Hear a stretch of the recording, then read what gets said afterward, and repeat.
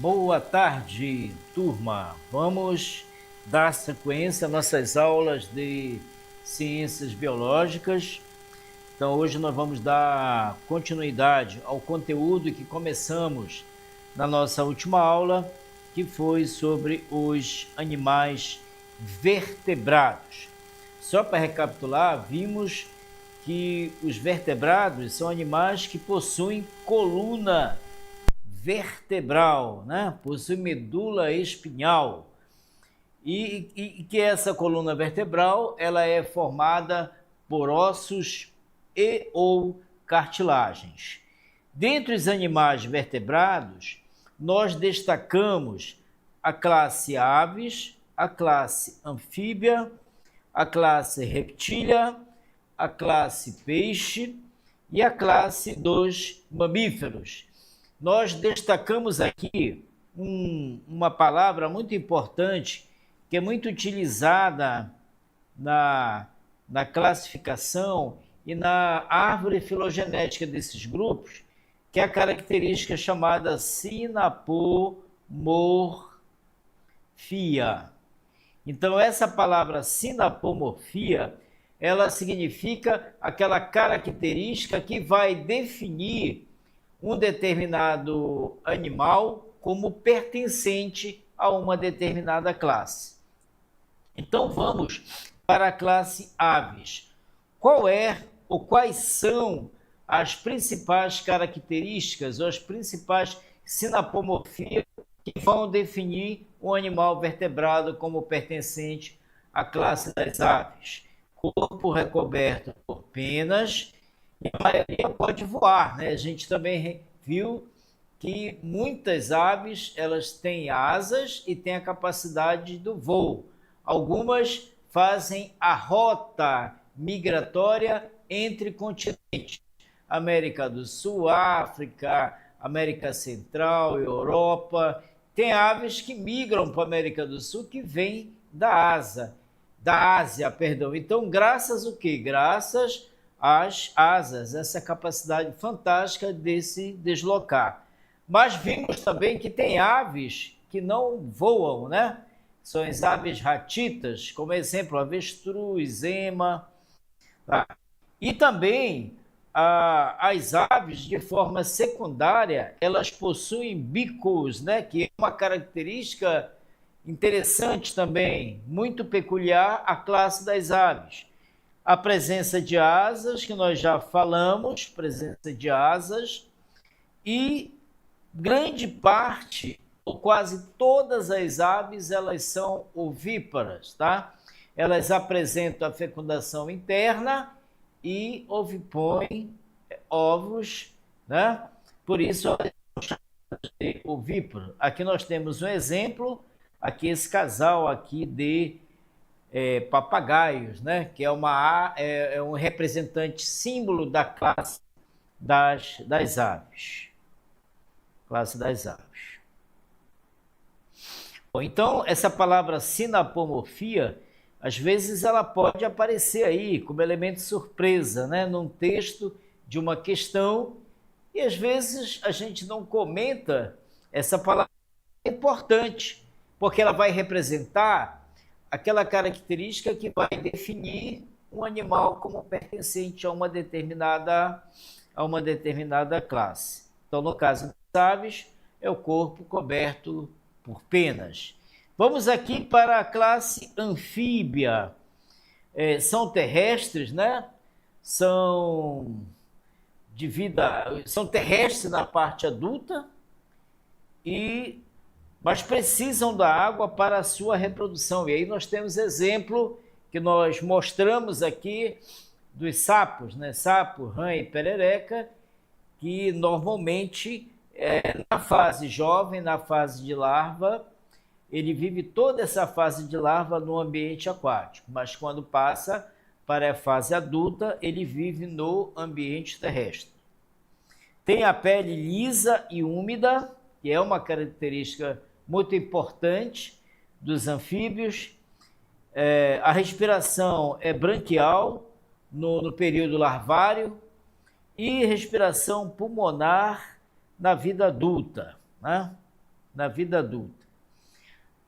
Os mamíferos, a principal sinapomorfia dos mamíferos é a presença de glândulas mamárias, né?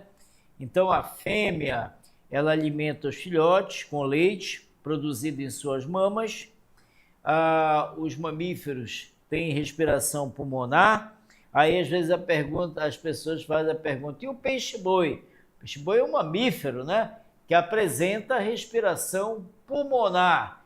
Nós temos espécies de peixe-boi marinhos e temos espécies de peixe-boi de água doce. A classe dos peixes, eles podem viver na água doce ou salgada e ter a pele com escamas e a respiração branquial. Tá? Os répteis, eles são ovíparos, têm a pele com escama, respiração pulmonar e alimentação, eles são carnívoros. Né? Por exemplo, às vezes as pessoas perguntam, e as tartarugas marinhas, as tartarugas de água doce, elas apresentam respiração branquial? Não, elas apresentam respiração pulmonar.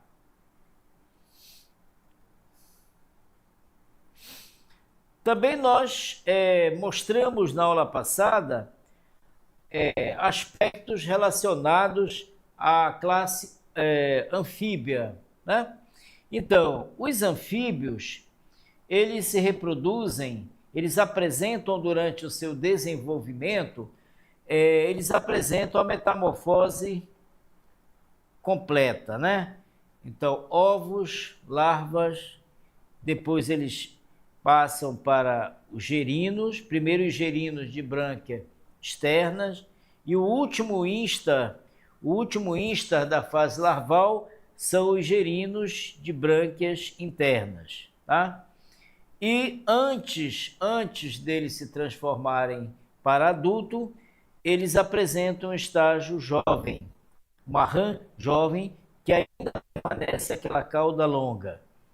Então, os sapos, em geral, rãs, perereca, eles apresentam um desenvolvimento de metamorfose completa. Então, as fêmeas, uma vez elas sendo fecundadas, elas vão fazer a oviposição, daqui, dos ovos, passam por um desenvolvimento embrionário, dos ovos, eclode uma larva pequena, são os girinos. Essa larva, ela se desenvolve, aí vem no estágio 3, são os girinos de brânquia externa. Depois de algum tempo, vem os gerinos de brânquias internas. Primeiro são os gerinos de brânquias externas, depois os gerinos de brânquia interna, depois eles amadurecem um pouquinho e já vão para uma rã jovem, que eu falei para vocês que a única característica que eles permanecem é a presença de cauda. Em seguida, eles passam para a fase adulta, onde eles saem totalmente da água e passam a ocupar o ambiente terrestre. Então, eles têm essa vantagem.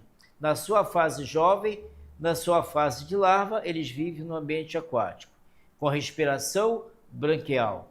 Depois, eles passam para a fase adulta, onde eles vão exercer a respiração pulmonar, né? Em relação à classificação da classe anfíbia, eles vão estar divididos em 3 grandes ordens. A ordem dos anuro, né? Que é também a chamada ordem Anura, eles não apresentam cauda e eles são representados pelas rãs, sapos e perereca. Então, sapo, rãs e perereca, eles pertencem à ordem Anura. Uma outra ordem é a ordem Urodela. A ordem Urodela é mais parecido com o lagarto, né? Muito parecido com o lagarto. Tem ali uma pergunta: por que as galinhas não fazem parte do voo longo, né? Por que as galinhas, uma vez elas pertencentes à classe das aves, elas não conseguem migrar? Primeiro, está relacionado à estrutura óssea das galinhas, das asas das galinhas, tá? Então, é em função da musculação. O próprio estado da arte evolutiva dessas aves, elas passaram por um processo de seleção e acabaram não desenvolvendo geneticamente a capacidade do voo, né? O que seria a respiração cutânea? Exatamente, a respiração pela pele. Muito boa a pergunta. Por exemplo, alguns grupos de sapo, rãs e perereca, além da respiração pulmonar, também eles respiram pela pele. Muito boa pergunta. Respiração cutânea é a respiração que é feita pela pele. E, finalmente, nós temos uma outra ordem aqui importante da classe anfíbia, que é a classe dos ápodas. Ápodas sem pernas, né? Sem pernas. Aí nós vamos ter aqui as cecílias e cobras cegas. Essas cobras cegas são aquelas cobras de duas cabeças, né? Muito comum dos quintais na América do Sul, no Brasil e em outros países na América do Sul. O Orodela, como nós falamos, é um anfíbio muito parecido, com um lagarto, né?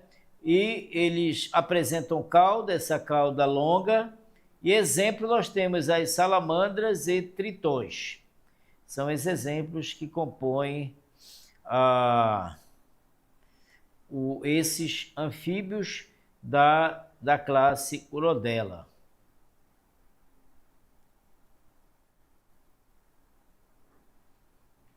Da classe Urodela.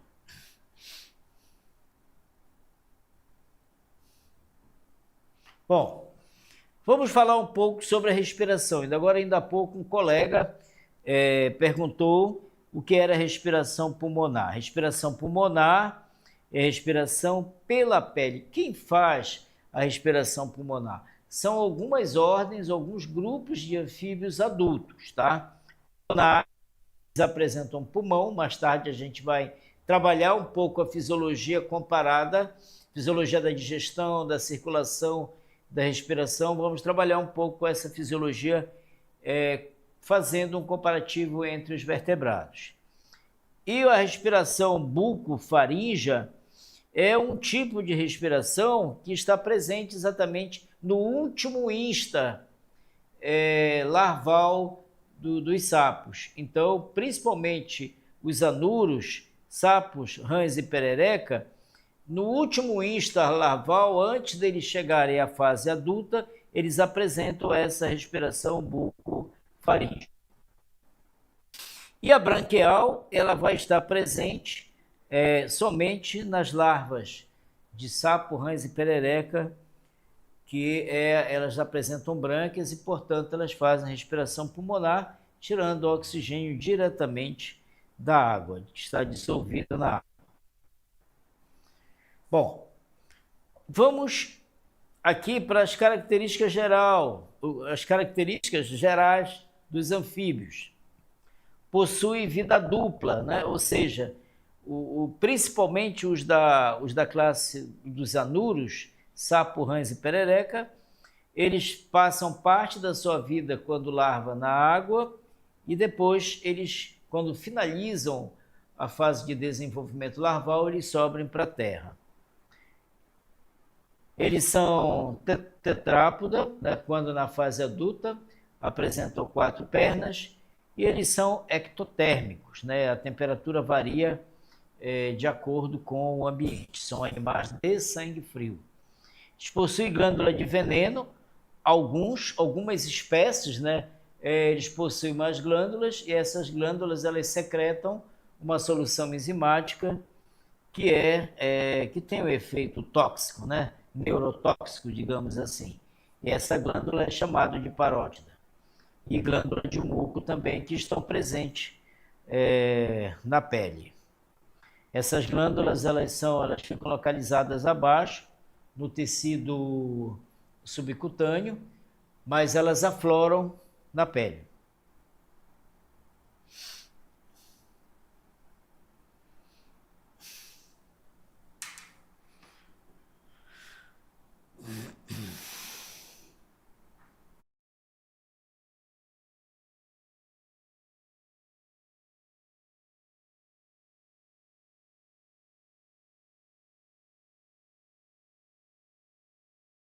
Tá bom, tá? E uma outra característica importante também, que a gente tem que vale a pena ressaltar aqui, está relacionado à reprodução. Na reprodução, eles são dioicos, né? O que significa essa palavra dioicos? Eles são de sexos separados.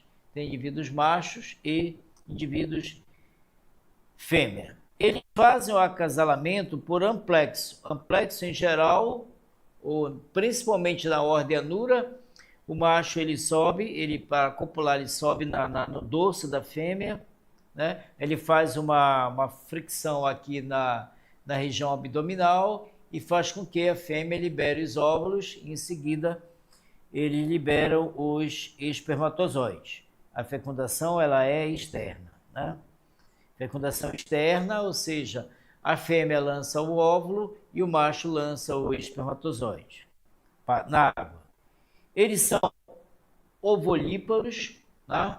Ou seja, parte do desenvolvimento embrionário se dá dentro do corpo da fêmea, e o desenvolvimento ele é indireto. Do ovo eclode uma larva, e da larva, essa larva vai passando por vários instares até atingir a fase adulta. Vamos agora para os mamíferos, né? Recapitular a classe mamália. Nós vimos que os mamíferos eles apresentam três ordens, né? A ordem dos monotremados, a ordem dos marsupiais e a ordem dos placentários. Dentro dos monotremados, que são os prototérios, ele é um grupo, é considerado um grupo ainda pouco desenvolvido entre os mamíferos. Ele apresenta a característica de aves. No caso, a gente observa aqui no desenho, nós temos um ornitorrinco que apresenta um bico muito parecido com o bico de pato, né? Mas ele apresenta a principal característica da classe mamália, que é a presença de glândulas mamárias. Então, por isso que ele é taxonomicamente classificado como mamífero, né? E nós temos representante, a equidna e o ornitorrinco, certo? Que são mamíferos classificados como prototérios e da ordem monotremata. Então, eles têm algumas características de aves, como, por exemplo, os pés, né? Os pés, há uma nervura entre os dedos, muito parecido com a nervura presente em aves aquáticas, e apresentam também bico, mas eles apresentam pelo, corpo coberto de pelos, e apresentam a principal característica dos mamíferos, que é a presença de glândula mamária.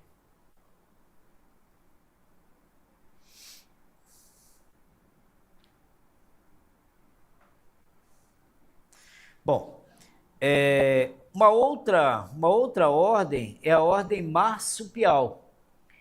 Então, aqui nós colocamos algumas características. O embrião, a fecundação entre eles é uma fecundação interna. O embrião se desenvolve no interior do útero e depois de algum tempo de desenvolvimento embrionário dentro do corpo da fêmea, ela pare o filhote e o filhote vai para dentro da bolsa chamada marsúpio, né? Por isso é que eles pertencem à ordem marsúpio. E aí nós temos como representante dessa ordem os gambás e os cangurus, né? O gambá nós temos aqui na nossa fauna amazônica. Agora, os cangurus, eles são exclusivos lá da Austrália, né? Da Austrália.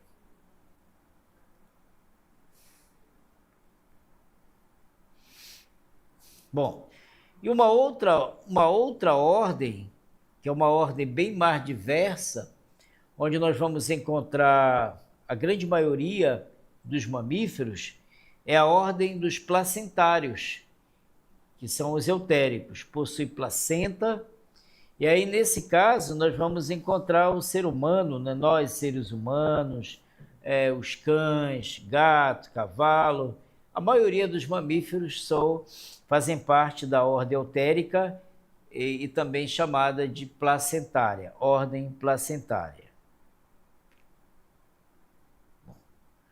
Vamos relembrar também um pouco da fisiologia dos mamíferos.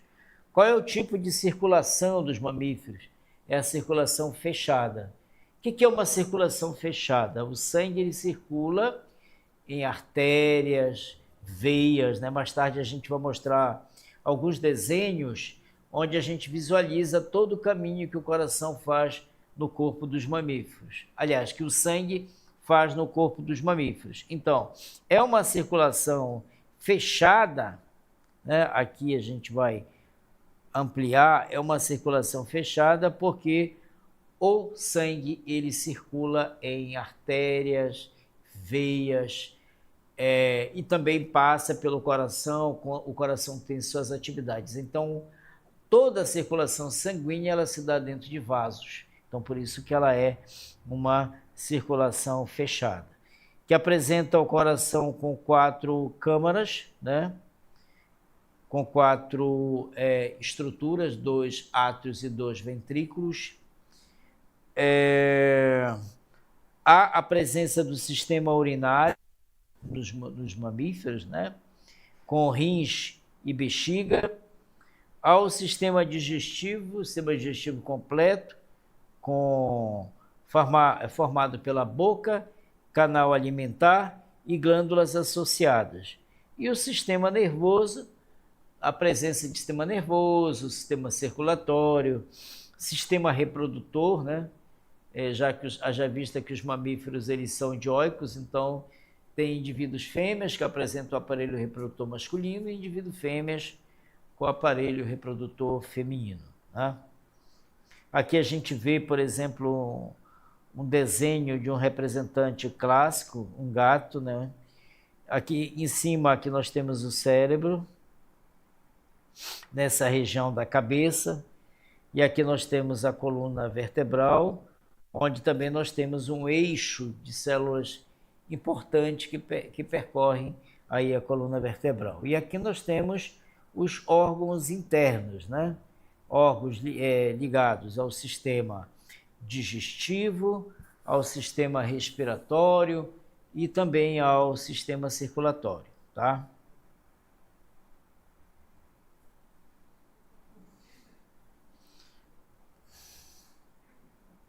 Bom, as aves, elas apresentam como característica assim importante, a principal sinapomorfia é a presença de corpo coberto de penas.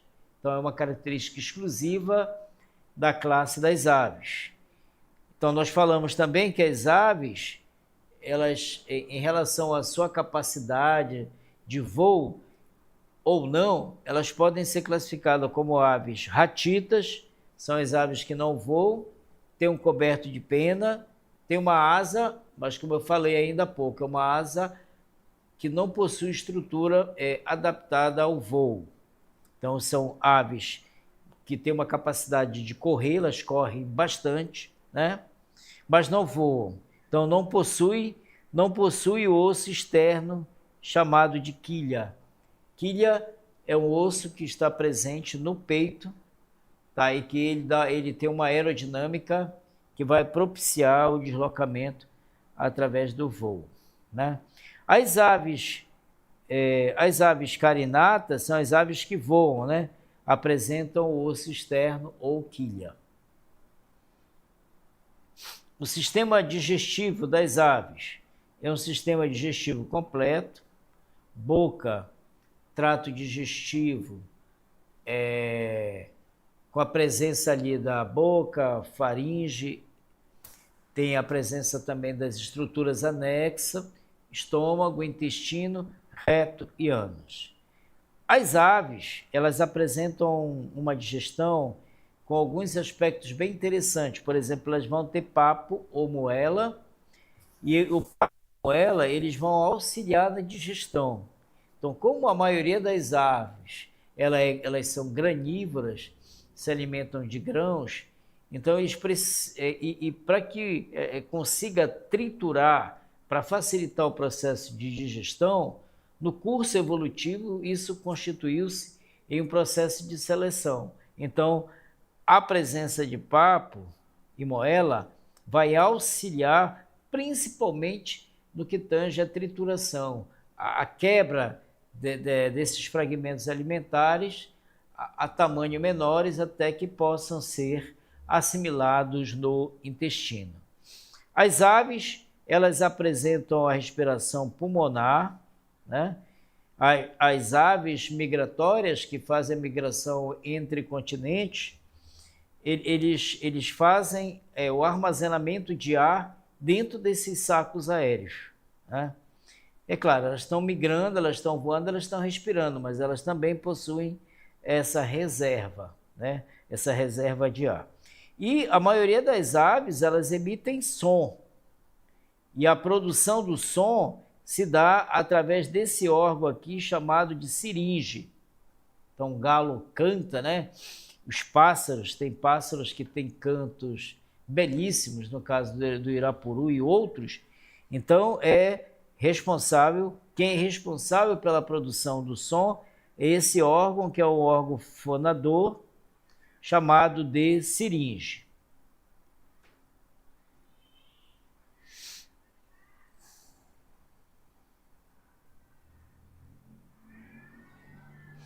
E o sistema excretor?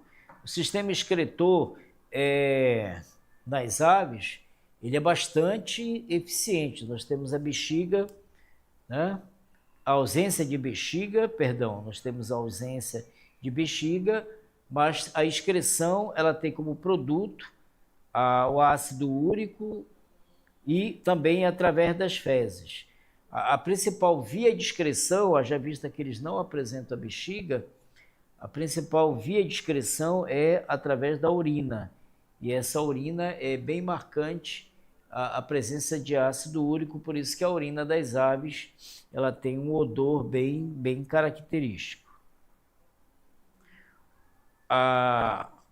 O sistema nervoso das aves, ele é desenvolvido, né, com a presença do cerebelo e também com a presença de vários órgãos responsáveis por várias capacidades sensitivas, né?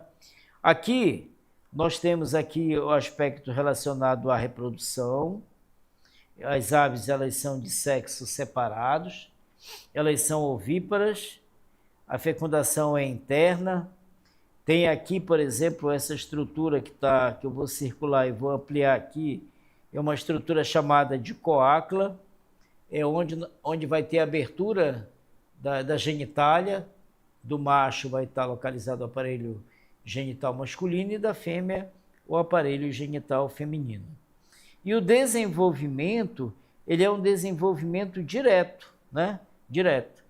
Então, as aves, elas têm um período de incubação dos ovos, que dentro de uma linguagem popular chama-se a ave vai chocar. Na realidade, é o período de incubação que varia de espécie para espécie.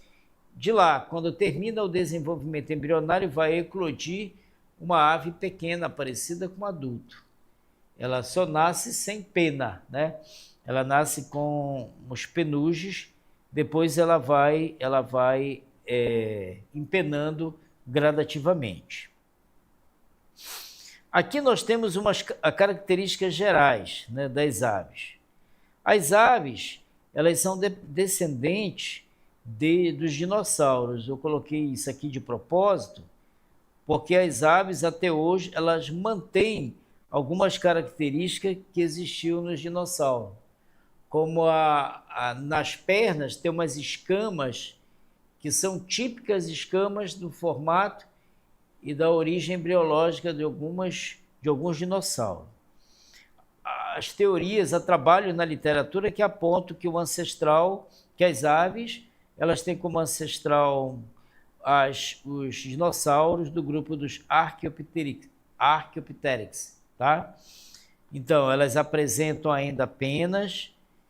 Todas as aves adultas, elas têm um corpo coberto de penas, e as penas ela têm a função principalmente de termorregulação do corpo. E para algumas que apresentam a quilha, que apresentam estrutura muscular bem adaptadas, elas conseguem voar a distâncias consideráveis. As aves, elas apresentam a temperatura e são animais homeotérmicos, ou seja, o que é um animal homeotérmico? Que apresenta a temperatura constante. Tá? Então, eles vão ter também a presença de membrana nictante, glândulas lacrimais, glândula uropigiana. Essa glândula uropigiana ela tem uma função muito importante dentro da vida das aves, elas, principalmente para as espécies aquáticas que conseguem nadar, né? Então, essa glândula uropígena, ela produz uma substância, um óleo, que faz com que as penas fiquem impermeabilizadas, né? Então, a função exatamente desse óleo produzido pela glândula uropigiana, ela vai impermeabilizar as penas, fazendo com que as penas não encharquem. Então, aí tem aves, inclusive uma ave muito comum aqui na Amazônia, o mergulhão, ele mergulha para pegar peixe, e outras aves também mergulham e as penas não ficam encharcadas em função dessa glândula chamada uropigiana, né? Que produz um óleo, cuja função do óleo é evitar com que as penas encharquem.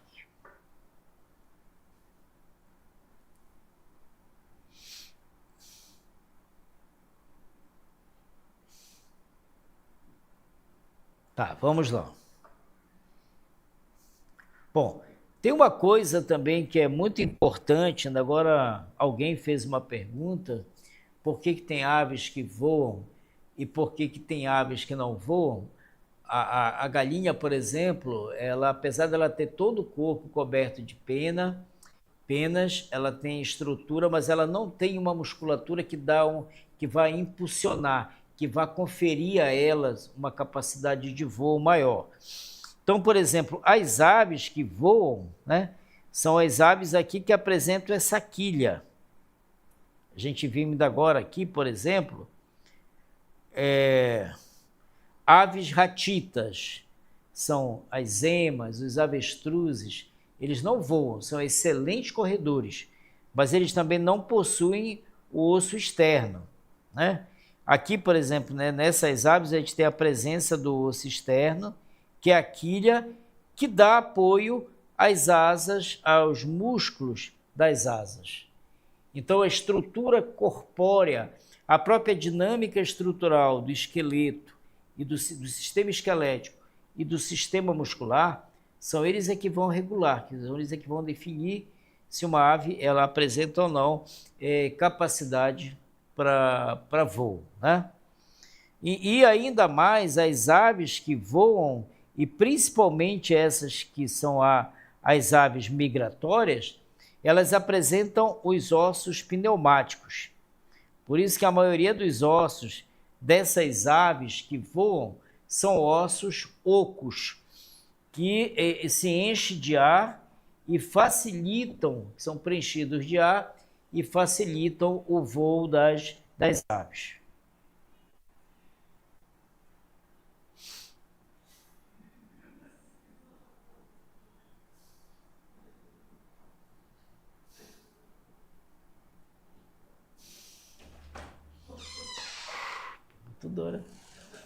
Tudo dor esse negócio fim, cara. Tô com dor de cabeça, cara. Tá. Tá bom? Então, essas são as explicações mais assim interessantes e que a literatura mostra sobre essa separação de grupo de aves que tem essa capacidade de voo e aves que não voam. Aqui nós temos a galinha e a gente vai mostrar um pouco da morfologia geral da galinha, né? Aqui eu vou circular uma galinha, onde a gente vai ver um pouco da morfologia interna. Nós temos aqui a região cerebral, né? Aqui a coluna vertebral da galinha. Aqui nós temos o bico, que é uma estrutura presente em todas as aves e que é uma característica herdada dos ancestrais que eram dinossauros. As aves elas apresentam um par de olhos, né? Aí tem o bico, tem a faringe, a laringe, a laringe vai fazer parte do sistema respiratório, mas nós temos estruturas também que vão compor o sistema digestivo, que é o esôfago, papo, esôfago, olha aqui, o papo, que nós falamos ainda agora que é uma característica importante, porque a maioria das aves se alimenta de grãos, e grão é duro, então o papo serve para umedecer, que vai facilitar o processo de digestão e depois a assimilação. Pelo sistema circulatório, eles têm veias, artérias, tem um coração, né? Que é um órgão muito importante. Aqui o pulmão, que vai fazer parte do sistema pulmonar. A excreção, já vimos que é feito pelos rins, né? E temos aqui a cloaca, que eu falei ainda há pouco, que a cloaca é onde vai encontrar a genitália masculina e a genitália feminina. As aves, elas são dioicas, são de sexos separados. Sempre nós vamos encontrar aves machos e aves fêmeas, tá? Temos aqui o oviduto, faz parte do sistema reprodutor. Aqui o intestino, né? A moela. Tem uma característica importante das aves, que é a presença de um par de pernas. As aves, elas são bípedes, ou seja, apresentam um par de pernas, tá?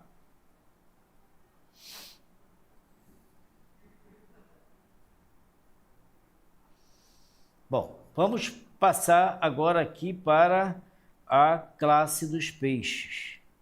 Então, os peixes, como nós falamos na última aula, só que agora a gente vai tratar um pouco com mais detalhe, falar um pouco de forma mais detalhada. Dentro da classificação dos peixes, nós temos os peixes de esqueleto ósseo, que eles são chamados de osteítes,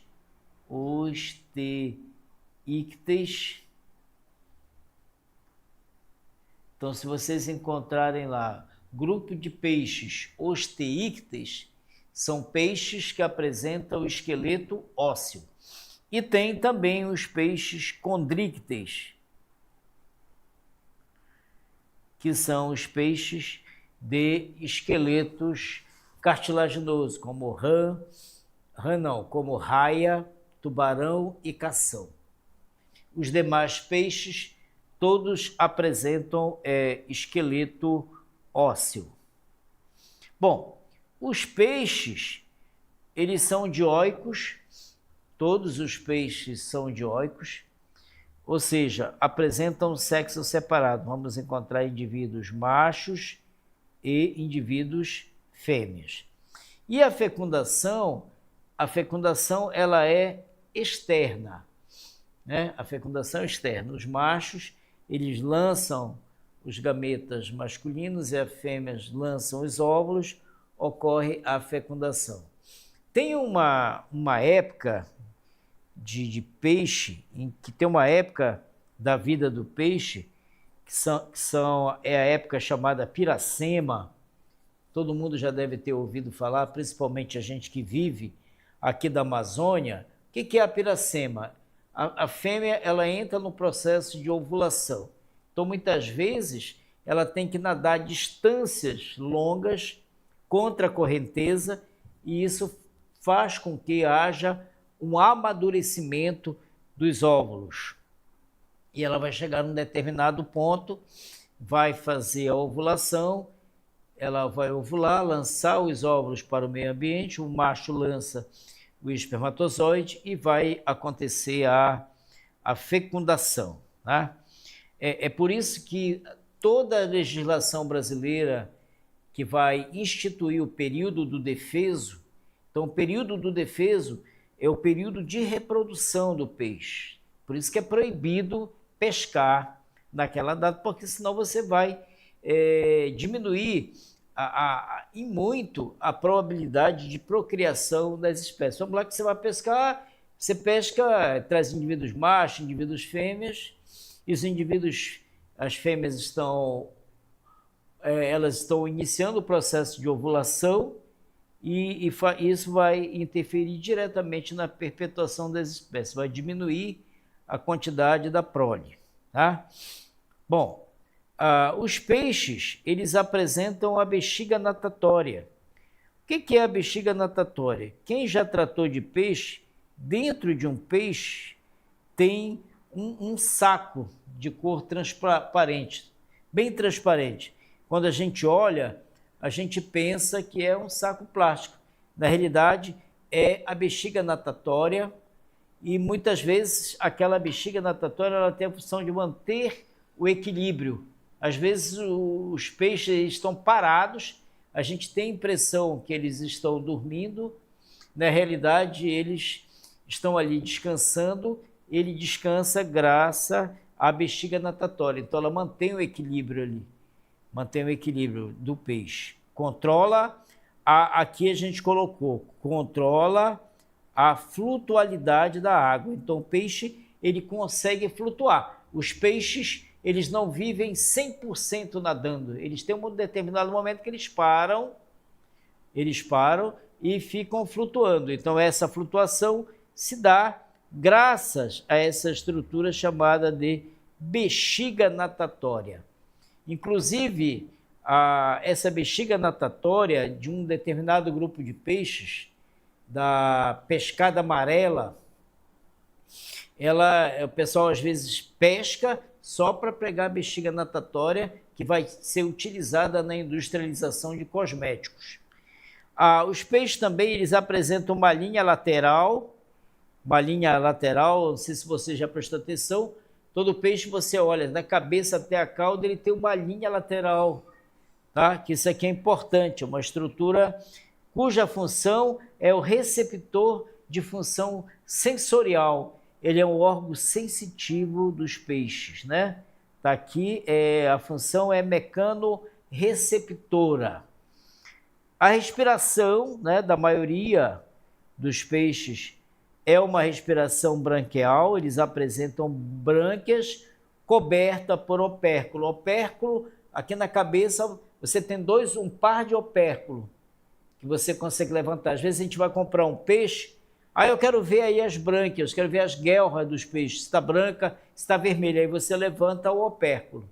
Aquilo quando o peixe ele está nadando, ele abre e fecha o opérculo. Por quê? Porque os peixes eles apresentam brânquias, e as brânquias elas ficam localizadas abaixo do opérculo. Então aqui nós temos alguns aspectos importantes. A bexiga natatória, que é o órgão interno, que vai controlar, vai dar a capacidade para os peixes, muitas vezes, eles flutuar. Às vezes a gente pensa, olha no aquário, o peixe está parado lá, né? Parece que o peixe está dormindo. Na realidade, ele está parado porque ele tem a bexiga natatória, cuja função é controlar, é fazer com que os peixes consigam flutuar.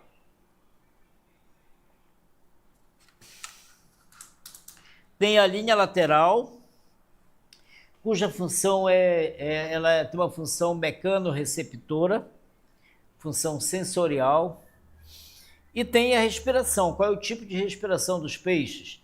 Respiração branquial. E a excreção? Tem o sistema excretor, e o principal principal componente químico da excreção é a amônia. Então, aqui nós temos, por exemplo, o desenho de um peixe, né? E aqui eu vou mostrar para vocês, eu vou circular a bexiga natatória. Então, a bexiga natatória está aqui, ó, esse órgão aqui, que ela normalmente está cheio de gás e dá função, confere ao peixe a função de flutuar. Então, a respiração é branquial, está aqui as brânquias, né? Brânquias vão ser responsáveis pela respiração. Os peixes, eles têm um par de olhos, eles apresentam a acuidade visual, eles conseguem ver. Tem as narinas, orifícios da narinas. Tem aqui a região da boca, né? Tem o coração, tem a vesícula biliar, tem o fígado seccionado, os septos pilóricos, o intestino. Então, eles apresentam uma anatomia interna bem definida, né, com os principais órgãos para as principais funções vitais, né, que é o sistema respiratório, o sistema circulatório, sistema digestivo, sistema excretor, sistema reprodutor, tem o sistema ósseo, com a presença da coluna vertebral e as espinhas que vão fazer parte da coluna vertebral. Está aqui no final aqui da cauda, eu circulei aqui nós temos as vértebras, né? Quem ainda não viu, por exemplo, o esqueleto, vai pegar um tucunaré, um dia de domingo, vai assar um tucunaré, o pessoal come toda a musculatura do tucunaré. Tem gente que come até órgãos internos, coração, fígado, pulmão, comendo tudo. Bom, esses peixes que eu falei no início, os peixes ósseo, de esqueleto ósseo, eles são chamados peixes osteícteis. Então, endoesqueleto. O que é um endoesqueleto? É um esqueleto interno. Esqueleto interno, ósseo. Quando ele é de natureza ósseo, eles pertencem ao grupo dos osteícteis. Né? Osteícteis. Ou seja, o que significa essa palavra? Esqueleto ósseo. Tá? Esqueleto ósseo. Bom, eles apresentam a bexiga natatória, a boca frontal e o osteíctes. A maioria dos peixes apresenta o esqueleto ósseo, por isso pertence ao grupo dos osteíctes. Os únicos grupos de peixes que apresentam esqueleto cartilaginoso é tubarão, raia e cação. Os demais todos apresentam esqueleto ósseo. Aí o pessoal pergunta, e o tubarão, né? Tubarão é um peixe cartilaginoso. E o peixe elétrico? O peixe elétrico é um peixe de esqueleto ósseo. Tá? Então é interessante relembrar esses conceitos, porque são os conceitos importantes que vão ajudar vocês na resolução de alguma questão. Vamos agora para os peixes cartilaginosos. Olha aqui, eu vou circular. Cartilaginoso, a presença do esqueleto cartilaginoso faz com que esses peixes sejam classificados como pertencente à classe Chondrictes. Olha como é que escreve Chondrictes. Essa palavra ela está latinizada, ela está seguindo os preceitos da regra internacional de nomenclatura zoológica. Então, classe ou Chondrictes ou peixes Chondrictes são peixes que apresentam esqueleto cartilaginoso. Exemplo, tubarão, raia e cação. Tá? Bom, aqui nós temos as raias, nós temos exemplo de raias. As raias pertencem ao grupo dos peixes Chondrictes, tubarões, as quimeras, né, e cação. Né? Bom, os peixes cartilaginosos, eles apresentam a diferença, essa diferença marcante, apenas da estrutura óssea. São condríctes porque apresentam esqueleto cartilaginoso. Mas eles apresentam mesmo, a sua estrutura, o seu sistema reprodutor, eles são dioicos, ou seja, são de sexo separado. A fecundação é interna, já vai diferenciar um pouco em relação à maioria dos peixes de esqueleto ósseo, que a fecundação é externa. Então, eles apresentam a nadadeiras pélvicas com clasper, e esse clasper aqui ele vai facilitar a inoculação das células reprodutoras masculinas, facilitando o processo de reprodução. Tá? Aqui nós vamos observar um pouco dos órgãos internos. Uma coisa bem interessante que vai diferenciar também um peixe condrícteo, um peixe de estrutura esquelética cartilaginosa, de um peixe de estrutura esquelética óssea, é a posição da boca. A posição da boca dos osteítes, peixes de esqueleto ósseo, é frontal.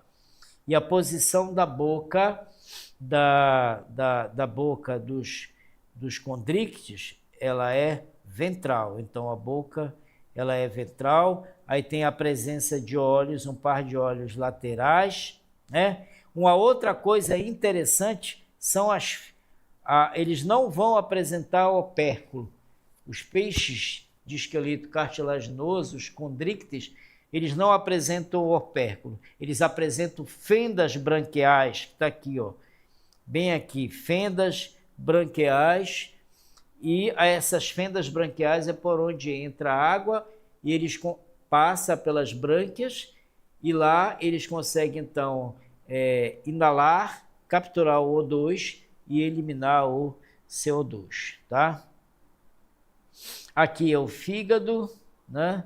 Estômago, aqui é o testículo, que é a gônada masculina, que vai ser responsável pela produção do espermatozoide, faringe, que é uma estrutura relacionada ao sistema respiratório, tá?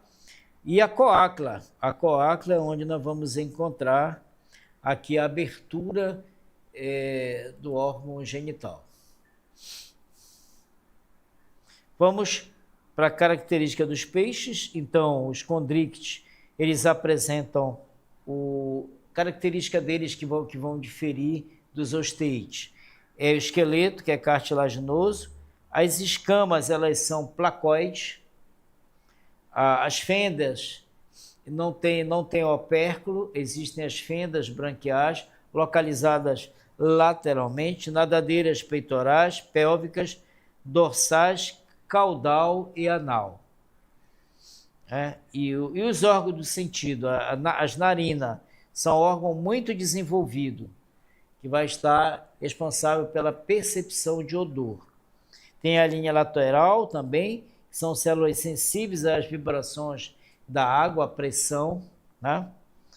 As ampolas de Lorenzini, que é um órgão de eletropercepção, e o fígado, que tem a função endostática. Quem ainda não ouviu falar sobre um produto terapêutico que é extraído do tubarão, do fígado do tubarão, que é exatamente um óleo, né? Aquela emulsão de Scott. O pessoal antigamente tomava muito biotônico com emulsão de Scott. Então, a emulsão de Scott, que é um líquido de coloração branca, é um óleo extraído do fígado do tubarão. E os répteis, né? Quais são as principais características dos répteis? Pele queratinizada, né? Uma pele seca, a pele dos répteis. Pele impermeável. Respiração pulmonar, né? Tem muita gente que pensa que as tartarugas marinhas apresentam respiração branquial. Elas apresentam a respiração pulmonar. Vamos aqui às características da classe reptília. Pele queratinizada, respiração pulmonar, glândulas lacrimais, membrana nictitante, olfato por órgão de Jacobson, principalmente as serpentes. Elas vão apresentar essa estrutura que confere a ela um excelente olfato. A fecundação ela é interna, o desenvolvimento é direto, mas eles podem ser ovíparos ou ovovivíparos. Tem cobra que todo o desenvolvimento embrionário se dá dentro do corpo da fêmea. Então, ela pare os filhotes. Então, nesse caso, há a formação do óvulo, o óvulo ele é fecundado pelo espermatozoide, há a formação do ovo, passa todo o desenvolvimento embrionário dentro do corpo da fêmea, depois ela pare as cobras pequenas, os filhotes, né? Então, e dentro da classificação, da classe Reptilia, nós vamos encontrar 4 classes importantes. A classe Rhinchocephalia, que está representada pela tuatara, com 2 espécies, tá? Tem a ordem, a classe a ordem Squamata, que vai englobar cobras e lagarto, e as ordens dos crocodílios, né? Crocodília, que nós vamos ter crocodílios e jacaré. E os quelônios aqui que vão estar representados pelos jabutis, tartarugas, né? Quem não gosta, por exemplo, de perseguir os bichinhos aí, tem caçadores específicos para coletar as tartarugas, né? Uns ficam de olho no período de reprodução, quando elas vão enterrar os ovos na praia, eles vão lá para fazer a comercialização dos ovos. Bom, em relação à temperatura, os répteis, eles são seres pecilotérmicos, ou seja, a sua temperatura vai variar de acordo com a temperatura do ambiente. E tem também o ectotérmico, que eles são muito influenciados pela energia externa, pelo calor. Tá? Aqui nós vamos observar a estrutura de um ovo, né, um ovo amniótico, onde você aqui observa o desenvolvimento embrionário aqui em cima. Desenvolvimento embrionário, presença do cordão umbilical, saco químico, aqui o córeo, cuja função é facilitar as trocas gasosas, que é uma estrutura relacionada com a excreção, e aqui tem a casca, né, uma casca rígida, com várias camadas, e a proteção exatamente é contra a desidratação e contra o choque mecânico. Nós sabemos que os répteis eles têm esse comportamento, eles são, a maioria, principalmente os da ordem Squamata, da ordem Chelonia, perdão, cágado, tartarugas e jabutis, eles têm o hábito de cavar na areia e depositar seus ovos. Então, o processo de seleção foi bem interessante dentro da classe da ordem Squamata, porque permite a produção de ovos e ovos com estrutura bem robusta para exatamente suportar altas temperaturas e também contra choques mecânicos.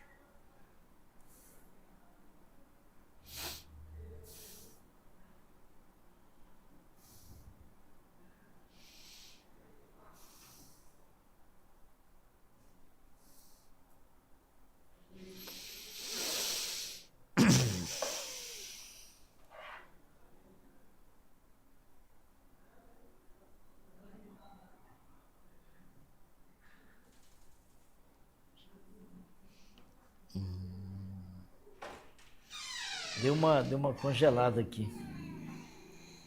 Deu uma congelada aqui. Quando for assim... tá. Agora já sei.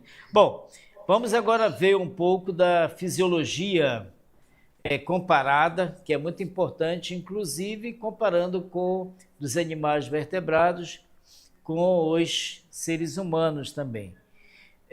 Então, o peixes, em relação à circulação, quando a gente fala a fisiologia da circulação, é a circulação sanguínea, né? E vamos falar um pouco da fisiologia comparada. O que é a fisiologia comparada? Você vai comparar a fisiologia dos mais variados grupos de vertebrados. Peixes apresenta a circulação fechada, toda a circulação sanguínea ela é fechada.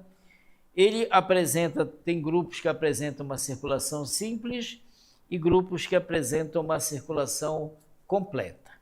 Os anfíbios também apresentam a circulação fechada, uma circulação dupla e apresentam a circulação incompleta, né?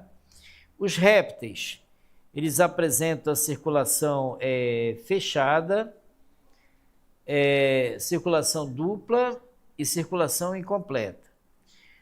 As aves e mamíferos apresentam a circulação fechada, uma circulação dupla e uma circulação completa. É interessante decorar? Não é decorar, mas é ter um pouco isso aqui em mente, porque isso aqui pode ajudá-los na interpretação de algumas questões. Bom, vamos lá. Vamos tentar entender o que acontece com a circulação dos peixes. Os peixes, em relação à anatomia do sistema circulatório, eles vão apresentar um coração com um átrio e um ventrículo, né? Um átrio e um ventrículo. Então, isso aqui caracteriza o quê? Uma circulação simples. Então, todos os vertebrados possuem circulação fechada, ou seja, o sangue ele vai circular por dentro de artérias ou veias, né? Mas há uma variação em relação à anatomia desse sistema circulatório. Em caso de peixe, nós vamos encontrar um coração com um átrio mais um ventrículo. E a circulação em peixes ela é simples, mas ela é completa. Então aqui, por exemplo, a gente tem um modelo. Eu vou circular aqui, modelo da circulação que acontece em peixes. Nós temos que entender, que relembrar que a respiração dos peixes é branquial, né? Aqui nós temos, como nós falamos, um coração com 2 compartimentos, um átrio e um ventrículo, né? E tem a parte aqui de cima, que é o cone arterial, e aqui embaixo é o seio venoso, né? Então é o seio venoso. A entrada de oxigênio se dá através das brânquias. Das brânquias eles passam para o tecido, depois vão para o coração, né? Das brânquias eles saem já o oxigênio, né? Ele sai exatamente, essa aqui que nós estamos explicando é a respiração. Respiração do O2 é captado pelas brânquias, das brânquias eles vão para os tecidos, do tecido ele vai para o seio venoso, átrio, ventrículo e o cone arterial, né? Bom, aqui eu vou circular aqui como é que se dá mais ou menos a circulação rápida aqui, uma circulação dos anfíbios e répteis, com exceção à ordem dos crocodilianos. Mas nós temos, por exemplo, um coração com 3 cavidades, 2 átrios e um ventrículo. A circulação é dupla, mas ela é incompleta, tá? Veja só como é que se caracteriza a circulação dos anfíbios e répteis, com exceção para crocodilianos. Nós vamos ter ali um coração com 2 átrios e um ventrículo. A circulação é dupla, porém ela é incompleta. Aqui a gente pode entender, o desenho não está muito bom, mas nós temos o átrio direito, o átrio esquerdo, né? direito e o átrio esquerdo, e aqui nós temos uma cavidade maior, que é o ventrículo. Então, esse modelo é o modelo que vai caracterizar uma circulação dupla. Ela é dupla, entretanto, ela é incompleta.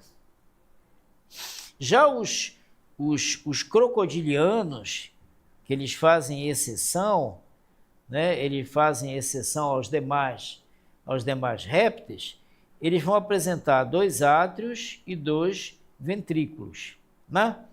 A circulação ela é dupla, mas ela é incompleta, né? Então, aqui nós temos o átrio direito, o átrio esquerdo, o ventrículo direito e o ventrículo esquerdo. Aves e mamíferos, também aqui, aves e mamíferos, nós temos a presença de 2 átrios, 2 ventrículos. A circulação ela é dupla e ela é completa. Então, nós podemos dizer que aves e mamíferos apresentam mais alto grau de especialização em relação à circulação, né? Com o mais alto grau de desenvolvimento do sistema circulatório. 2 átrios, 2 ventrículos, a circulação é dupla e completa, né? Então, aí nós fizemos essa pequena explanação bem geral da circulação completa. O que eles costumam cobrar é a caracterização, né? O que cai bastante, assim, às vezes, em concurso? Cai essa caracterização anatômica, né? Ou seja, em peixes, nós vamos ter um átrio, um coração com 2 cavidades, um átrio e um ventrículo. É uma circulação simples, porque ela vai de um átrio para um ventrículo e ela é completa, tá? E aqui a gente tem um modelo com a presença das brânquias, modelo aqui do sistema da circulação, que as brânquias elas não só atuam na respiração, elas são fundamentais, elas representam, elas caracterizam o modelo de respiração dos peixes, respiração branquial, mas também elas atuam no processo da circulação, são importantes no processo de circulação. Então, a circulação dos peixes, como ela é simples, é uma passagem apenas pelo coração. A circulação ela é simples, só uma caracterização. Ela é simples quando ela dá apenas uma passagem pelo coração. Ela é dupla quando ela flui, ela faz 2 passagens pelo coração. E ela é completa quando não há mistura de oxigênio com o gás carbônico. Ou seja, não há mistura do sangue arterial com o sangue rico em gás carbônico. E ela é incompleta quando há mistura do oxigênio com o gás carbônico, tá? Bom, então eu acho que aqui deu para vocês terem uma ideia. Aqui embaixo, eu não sei se esse desenho vai dar para vocês, eu fiz um esquema geral envolvendo da respiração comparada, né? Envolvendo invertebrados e vertebrados. Por exemplo, nas medusas, que são os quinidários, né? Os quinidários aqui, na medusa, lembram? Não há sistema respiratório. A respiração é pela pele, respiração cutânea direto. O oxigênio ele entra pela pele, né? A respiração, por exemplo, nos anélidas, que são as minhocas e sanguessuga, a respiração é cutânea, porém indireta. Aqui nós temos uma respiração que é fantástica, que não sei se vocês lembram, que é a respiração dos artrópodas, por exemplo. Dos artrópodas não, a respiração dos insetos e a respiração dos miriápodas. Ela é a respiração do tipo traqueal. Então, na parede lateral do corpo há os espiráculos, por onde entra o oxigênio, ele entra pela traqueia, depois ele vai se ramificar. Observem que aqui a traqueia é um vaso de calibre maior, um vaso de calibre maior. Aí ela vai se ramificar a vasos de calibre menor, chamados de traqueola, e vão penetrar dentro do tecido. Então, o oxigênio, ele vem aqui, ó, ele vem, vai pela traqueia, a traqueia vai distribuí-lo para as traqueolas. Traqueolas, que são vasos de calibres mais finos. E essas traqueolas vão levar o oxigênio diretamente para dentro das células.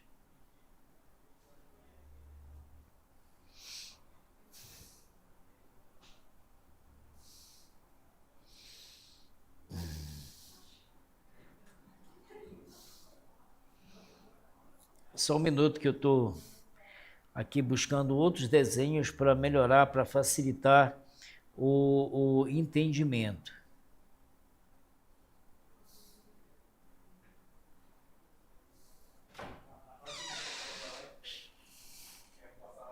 Já vou fechar aqui.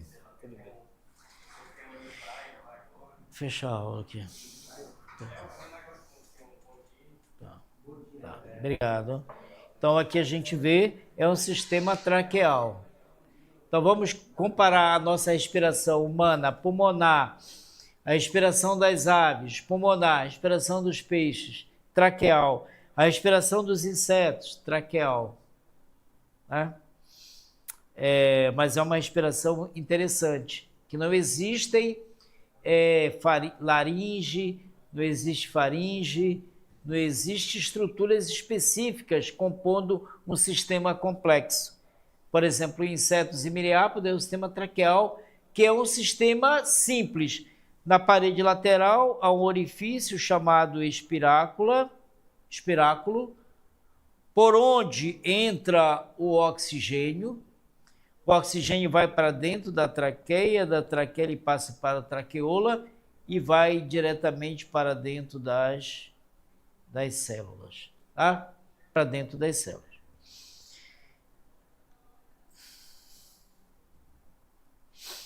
Tá bom? Bom, gente, nossa aula finalizou.